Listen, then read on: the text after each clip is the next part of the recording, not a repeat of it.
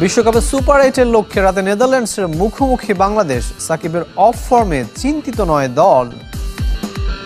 সাকিব ভাইয়ের পারফরমেন্স নিয়ে টিমের কেউই চিন্তিত না এবং এটা নিয়ে আমরা কেউই কথা বলতেই চাই না, কারণ আমরা জানি যে উনি ওভার দ্য ইয়ার্স কত ভালো ক্রিকেট খেলে আসেন। রাদারফোর্ডের ঝড়ো ব্যাটে নিউজিল্যান্ডকে চ্যালেঞ্জিং টার্গেট দিয়েছে ওয়েস্ট ইন্ডিজ। রাতে ওমানের বিপক্ষে মাঠে নামবে ইংল্যান্ড। রাতে নেদারল্যান্ডসের বিপক্ষে মহা গুরুত্বপূর্ণ ম্যাচ। সুপার 8-এর পথে এগিয়ে যেতে জয়ের কোনো বিকল্প দেখছে না বাংলাদেশ। কন্ডিশন বিবেচনায় একাদশে আসতে পারে বেশ কিছু পরিবর্তন। সাকিব আল হাসানের অফ ফর্ম নিয়ে চিন্তা করছেন না অধিনায়ক নাজমুল শান্ত। নিজেদের ফেভারিট দাবি করছেন নেদারল্যান্ডসও। সেন্ট ভিনসেন্টের আর্নস্ট ভ্যাল ক্রিকেট স্টেডিয়ামে ম্যাচটি শুরু হবে রাত 8:30টায়। মহা গুরুত্বপূর্ণ এক ম্যাচ বাংলাদেশের জন্য যেমন নেদারল্যান্ডসের জন্য, কিন্তু অচেনা মাঠ দুদলের কাছেই সমান। 10 বছর ধরে ক্রিকেট নির্বাসনে থাকা আর্নস্ট ভ্যাল ক্রিকেট স্টেডিয়ামের প্রত্যাবর্তন এই ম্যাচ দিয়েই। 9 বিশ্বকাপ ভেন্যুর মধ্যে সবার শেষে যাত্রা শুরু হচ্ছে সেন্ট ভিনসেন্টের। পেছনে ফিরে তাকালে সূক্ষ্ম স্মৃতি খুঁজে পেতেই পারে বাংলাদেশ। সুযোগ আছে, বাট ভালো ক্রিকেট খেলতে হবে। অবশ্যই আমরা জেতার জন্য খেলবো। আশা করছি যে খুব ভালো একটা ম্যাচই হবে এবং প্রত্যেকটা প্লেয়ার চিন্তা ভাবনার দিক দিয়ে খুব ভালো অবস্থায় আছে। আশা করবো যে ভালো একটা ম্যাচই হবে। নেদারল্যান্ডসও স্বপ্ন দেখছে বাংলাদেশকে হারিয়ে সুপার 8-এ ওঠার। নিজেদের এগিয়েও রাখছে ডাচরা। এটা বিগেস্ট ম্যাচ পুরো টুর্নামেন্টের। প্রস্তুতি দারুণ। এই ম্যাচে আমরাই ফেভারিট থাকব। বাংলাদেশ দলেও বেশ কজন বিশ্বমানের ক্রিকেটার আছেন, সাকিব তাদের একজন। সমালোচিত সাকিব প্রশ্নবিদ্ধ পারফরমেন্স, তবুও তার একাদশে থাকা নিশ্চিত। সতীর্থরাও দিচ্ছে সমর্থন। সাকিব ভাইয়ের পারফরমেন্স নিয়ে টিমের কেউই চিন্তিত না এবং এটা নিয়ে আমরা কেউই কথা বলতেই চাই না, কারণ আমরা জানি যে উনি ওভার দ্য ইয়ার্স কত ভালো ক্রিকেট খেলে আসেন। তারপরও কন্ডিশন বিবেচনায় একাদশে আসতে পারে পরিবর্তন। 4 পেসার খেললে শরীফুল থাকবেন, বাদ পড়তে পারেন জাকের আলী। অন্যথায় স্পিন শক্তি বাড়াতে শেখ মেহেদিও ঢুকে যেতে পারেন। সেক্ষেত্রে দুর্ভাগা হবেন শরীফুল। সমুদ্র তীরবর্তী স্টেডিয়ামে বাতাসের ভূমিকাটাও কম নয় একাদশ সাজাতে। নিউ ইয়র্কে বা ডালাসে যেরকম ছিল তার থেকে বেটার মনে হচ্ছে আজকে প্র্যাকটিসে। আমরা যতটুকু প্র্যাকটিস করেছি চ্যালেঞ্জ আছে, কারণ বাতাস আছে অনেক। সো বোলারদের একটু হেল্প আছে স্টিল এখানে যতটুকু ব্যাটিং করে বুঝলাম, বাট আশা করবো যে কালকে ভালো উইকেটেই খেলা হবে। নেদারল্যান্ডসের সঙ্গে বাংলাদেশের ক্রিকেট সম্পর্কটা বন্ধুত্বের নয়। গত বছর ওয়ানডে বিশ্বকাপ হারের জ্বালা তো আছেই, সঙ্গে টি-20তেও 4 দেখায় একবার হার। সব ফরম্যাটে 7 ম্যাচে 4-3-এ এগিয়ে বাংলাদেশ। যুক্তরাষ্ট্রে যেভাবে প্রবাসীদের অকুণ্ঠ সমর্থন পেয়েছে বাংলাদেশ দল, ওয়েস্ট ইন্ডিজে তেমনটা হবে না। যুক্তরাষ্ট্র পর্ব শেষ, এবার অপেক্ষা ওয়েস্ট ইন্ডিজ পর্ব শুরুর।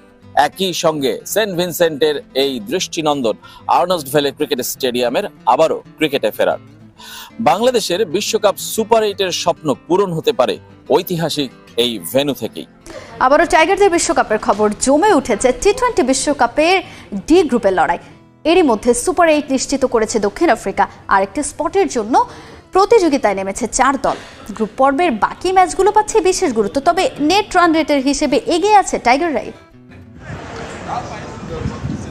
2 ম্যাচে 1 জয় 1 হার। দক্ষিণ আফ্রিকার বিপক্ষে নাগালের মধ্যেই ছিল জয়টা। সেটা পেলে এখন নিশ্চিন্তে থাকা যেত। তবে ক্যারিবীয় দ্বীপপুঞ্জে টেনশনেই কাটছে সময়। নেদারল্যান্ডস আর নেপাল নামে ভারে পিছিয়ে থাকলেও শর্টার ফরম্যাটে নিজেদের ইতিহাস আর এবারের বিশ্বকাপের কন্ডিশন বিবেচনায় নির্ভর থাকতে পারছে না বাংলাদেশি ক্রিকেটাররা।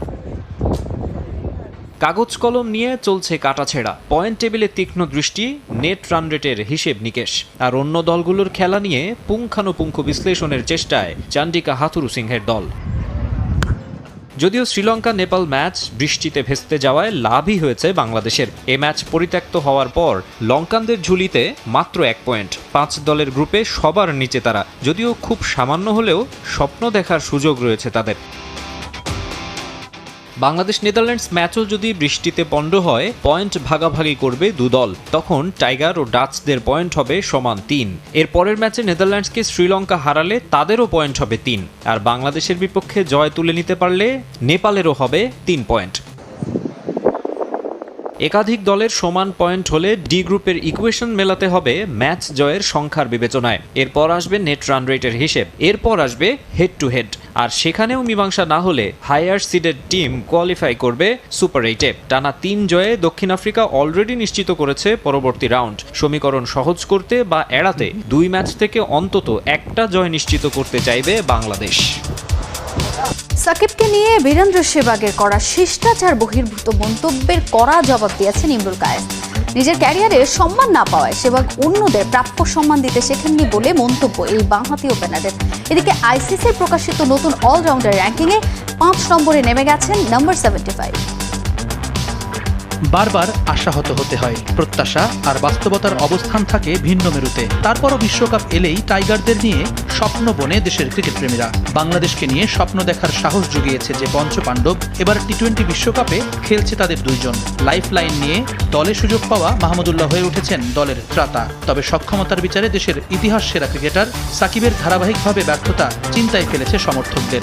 ভক্তদের জন্য আরও একটা খারাপ খবর, এত বছর ধরে দখল করে থাকা আইসিসির অলরাউন্ডার র্যাঙ্কিং এর মসনদটা এবার আরো দূরে চলে গেছে।